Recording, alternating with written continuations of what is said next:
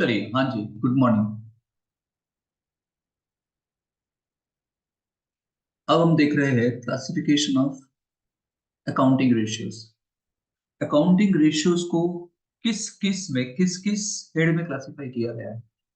एक है liquidity ratio, एक है solvency ratio, turnover ratio and profitability ratio. पहले स्टार्ट करते हैं लिक्विडिटी रेशियो। लिक्विडिटी रेशियो का मतलब क्या? लिक्विडिटी रेशियो आपको लिक्विड पोजीशंस दिखाता है। का मतलब क्या? कंपनी के पास कितने लिक्विड एसेट्स है, कैश एंड कैश इक्विवेलेंट है, कितनी करंट एसेट्स है, वो दिखाने की कोशिश करता है। क्यों जानना पड़ता है? अगर आपके पास लिक्विड एसेट इनफ है, मैं ऐसा नहीं कह रहा हूं ज्यादा है या कम है, अगर आपके पास लिक्विड एसेट उतनी ही है जितनी चाहिए, इसका मतलब क्या? आप अपने शॉर्ट टर्म ऑब्लिगेशन को पे कर पाओगे और आप शॉर्ट टर्म सॉल्वेंट कहलाओगे। का मतलब क्या? ये बैलेंस शीट है, इस तरीके से बना रहा हूं हॉरिजॉन्टल फॉर्म में समझने के लिए। करंट एसेट्स है, ये क्या है? करंट लायबिलिटी है ना? क्लियर? करंट एसेट्स को हम बोलते हैं, है ना, लिक्विड एसेट्स। अब जितनी current assets, for example current asset आपके पास यहाँ पे 300 है और आपके पास करंट लायबिलिटी कितनी है? यहाँ पे 100। इन दोनों का मतलब क्या? इन दोनों का मतलब क्या होता है करंट एसेट करंट लायबिलिटी का? बैलेंस शीट जब बनती है 31 मार्च को 2024 को बैलेंस शीट बन रही है, तो यहां से 12 महीने के अंदर अंदर, 12 महीने के अंदर अंदर या ऑपरेटिंग साइकिल से पहले पहले, आप इतना समझो ना, यहां से 12 महीने के अंदर अंदर ऐसी कौन सी एसेट्स है, करंट एसेट्स, जो कैश में कन्वर्ट हो जाएगी? ऐसी कितनी एसेट्स है जो 12 महीने के अंदर अंदर लिक्विड हो जाएगी, कैश में कन्वर्ट होगी? और करंट लायबिलिटी का मतलब क्या होता है? यहां से 12 महीने के अंदर अंदर आपको पे कर देना है इसको, बैलेंस शीट डेट से 12 महीने के अंदर पे कर देना। तो आपके पास 300 रुपए बैलेंस शीट डेट से 12 महीने के अंदर आ जाएंगे और इसी 300 रुपए में से आप ये 100 रुपए पे कर पाओगे।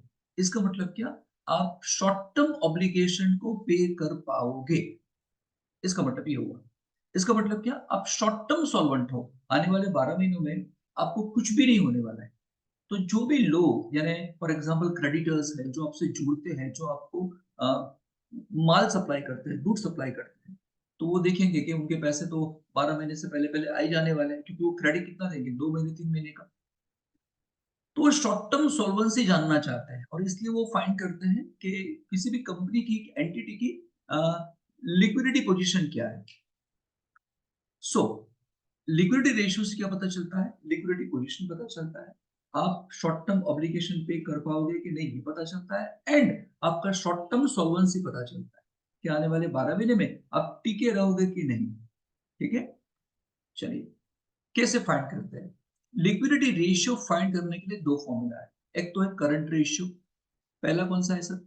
एक है आपका करंट रेशियो एंड दूसरा है एसिड टेस्ट रेशियो। तो आज हम देख रहे हैं current ratio. Clear?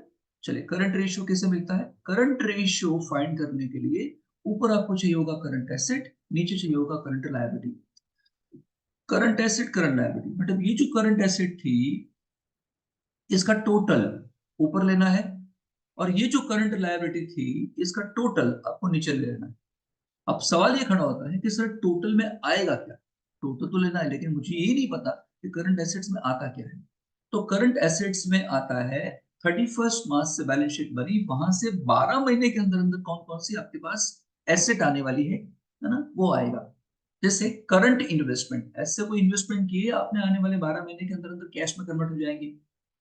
Short term investment, again same मतलब हुआ। मार्केटेबल इन्वेस्टमेंट ऐसा बोलते हैं कभी कभी, शॉर्ट टर्म मार्केटेबल इन्वेस्टमेंट, तो भी इसका सेम मतलब हुआ। ट्रेड रिसीवेबल, है ना, धंधे में से आपको कहाँ कहाँ से पैसे आने बाकी है। तो धंधे में आपने माल बेचा होगा किसी को, तो वहां से डेटर से पैसे आने वाले बाकी हो गए, ट्रेड रिसीवेबल से पैसे आने वाले बाकी हो गए। ट्रेड रिसीवेबल में दो आता है। एक तो आता है कौन? एक आता है डेटर, तो डेटर से पैसे लेने हैं जो आप आने वाले 12 महीने में ले लोगे, और दूसरा बिल्स रिसीवेबल। बस ध्यान रखना इन दोनों को आपको लेना है, माइनस कर देना इसमें से provision for doubtful debts, BDR minus करने के बाद लोगे। बहुत ही इंपॉर्टेंट पॉइंट है, भूलना मत। इन्वेंट्री ले लेना, इन्वेंट्री लेना सब कुछ, रॉ मटेरियल ले लेना, वर्क इन प्रोग्रेस तुम ले लेना, फिनिश गुड्स तुम ले लेना। बट ख्याल रखना इन्वेंट्री में ये तीन चीजें नहीं आती है ना। इन्वेंट्री में यहाँ पे मैं स्टार करता हूं और इसको नीचे लिख रहा हूं। इन्वेंट्री जब भी लो तो याद रखना इन्वेंट्री में स्टोर मत लेना, स्पेयर पार्ट मत ले लेना, एंड लूज टूल्स मत लेना। ठीक है, ये इसको हम कभी भी सेल करने के पर्पज से हम कभी भी धंधे में लाए नहीं है इसको, और इसके लिए इसको हम लेते नहीं है। क्या मत लेना? स्टोर मत लेना, स्पेयर पार्ट मत लेना, लूज टूल्स मत लेना। कैश एंड कैश इक्विवेलेंट तुम ले लेना। के अंदर क्या आने वाला है? कैश कैश इक्विवेलेंट के अंदर क्या क्या आएगा भाई? तुम्हारे पास कैश ऑन हैंड कितनी है ना, कैश एट बैंक कितना है, आपके पास चेक्स या ड्राफ्ट हैंड पे है कि नहीं, ऑन हैंड। तो कभी कभी क्या होता है, चेक आपको पोस्ट डेटेड यानी पहले से चेक मिल जाते हैं जो आपको बाद में बैंक में डालने होते हैं, है ना, तो इसे बोलते हैं पोस्ट डेटेड चेक। तो चेक है या ड्राफ्ट है तो वो भी ले लेना तुम। शॉर्ट टर्म लोन्स एडवांसेस तुमने किसी को किए हो, फॉर एग्जाम्पल तुमने शॉर्ट टर्म लोन्स एडवांसेस दिए हो, क्रेडिटर को दिए हो? नहीं, क्रेडिटर को कैसे? ठीक है, तुमने एम्प्लॉयज को दिए हो सकता है, ठीक है, लेकिन शॉर्ट टर्म लेना। क्या लेना? Short term. एम्प्लॉयज को तुमने शॉर्ट टर्म लोन्स एडवांसेस दे दिए हो तो यहाँ ले लेना। अदर करंट एसेट में आ जाएगा prepaid expenses and interest receivable यहाँ। तो ये इन सब का टोटल, इन सब का टोटल, इन सब का टोटल तुम यहाँ ऊपर लिख देना। ठीक है, करंट लायबिलिटी में क्या क्या आएगा? शॉर्ट टर्म बोरोइंग्स आपने किए हो, यानी आपने कहीं से लोन लिया हो जो आपको 12 महीने के अंदर पे कर देना है। बैंक को ड्राफ्ट लिया हो बैंक से जो 12 महीने में पे कर देना है। ट्रेड पेबल्स है जिसमें आता है क्रेडिटर्स एंड बिल्स पेबल जो आपको पे करने हैं 12 महीने के अंदर। शॉर्ट टर्म प्रोविजंस है, लायबिलिटी वाले प्रोविजंस, है ना, जो आपको पे करने हैं, है ना, 12 महीने के अंदर अंदर। Taxation is one of them. Other current liability, interest accrued है जो आपको पे करना बाकी है, आपने कोई लोन लिया होगा इस पे इंटरेस्ट पे करना बाकी है। आउटस्टैंडिंग एक्सपेंसेस है, सैलरी एंड वेजेस के एक्सपेंसेस पे करना बाकी है। अनक्लेम डिविडेंड है, कंपनी अपना डिविडेंड पे ही नहीं कर पा रही है, क्यों? क्योंकि शेयर होल्डर उसको क्लेम नहीं कर रहे, कंपनी पे नहीं कर पा रही। शेयर होल्डर उसको क्यों क्लेम नहीं कर रहा है? क्योंकि ये जब शेयर्स खरीदे गए थे तो शेयर होल्डर ने जो अपना एड्रेस दिया था, जो अपना बैंक का अकाउंट नंबर दिया था, वो एड्रेस पे, उस अकाउंट नंबर पे डिविडेंड जा नहीं रहा है। क्यों नहीं जा रहा है? शायद इन लोगों ने अपना अकाउंट क्लोज करवा दिया होगा और इसलिए डिविडेंड जाके वापस आ रहा है। तो ये ऐसा डिविडेंड है जो अभी शेयरहोल्डर ने क्लेम नहीं किया है, जो कंपनी को कभी भी पे करना पड़ सकता है अगर वो क्लेम करेगा तो। एंड कॉल्स इन एडवांस, अगर कंपनी में एडवांस आ गया है, कंपनी ने कॉल किया ही नहीं है ना, कंपनी शेयर के पैसे इंस्टॉलमेंट में मंगवाती है, on application, on allotment, on first call, on final call. Company ने अलॉटमेंट तक ही पैसे मंगवाए हैं शेयरहोल्डर से, लेकिन किसी शेयरहोल्डर ने फर्स्ट कॉल और फाइनल कॉल के पैसे भी एडवांस दे दिए। ऐसे बोलते कॉल्स इन एडवांस, वो लायबिलिटी होता है, तो यहाँ लिख देना।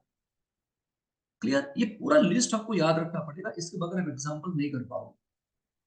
ठीक है, मेन मेन पॉइंट क्या है? बैलेंस शीट डेट से 12 महीने के अंदर अंदर एसेट्स जो कैश में कन्वर्ट होगी और 12 महीने के अंदर अंदर लायबिलिटी जो आपको पे करनी है। अब सबसे जरूरी, ये आइडियल कितना होना चाहिए? आपको कभी कभी कमेंट भी करना होगा, तो ऐसा कहते हैं कि करंट रेशियो आइडियल कितना है? 2:1। इसका मतलब क्या?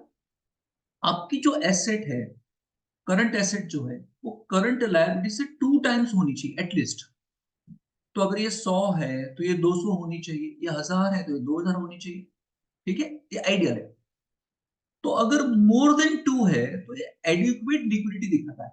इसका मतलब क्या? आप अपने शॉर्ट टर्म ऑब्लिगेशंस को पे कर पाओगे। लेकिन अगर लेस देन 2 है तो एडिक्वेट लिक्विडिटी दिखाता नहीं है। इसका मतलब क्या? शॉर्ट टर्म ऑब्लिगेशन को पे कर पाओगे नहीं। तो यहां तकलीफ वाली बात हो जाती है। करंट रेशियो हाई होना एडवाइजेबल है, ये बेस्ट लिक्विडिटी पोजीशन दिखाता है, लेकिन ज्यादा हाई भी नहीं होना चाहिए।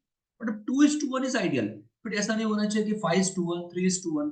है ना, 10:1। तो ये क्या दिखाता है कि आपके पास आइडियल करंट एसेट पड़ी हुई है, आपके पास बहुत सारा स्टॉक संभाल के रखा हुआ है, आपके पास cash and cash equivalent unnecessary पड़ी हुई है कैश के अंदर, जो आप कहीं भी इन्वेस्ट नहीं कर पा रहे हो। अगर उसको कहीं भी इन्वेस्ट करते तो वहां से आपको इंटरेस्ट का फायदा होता।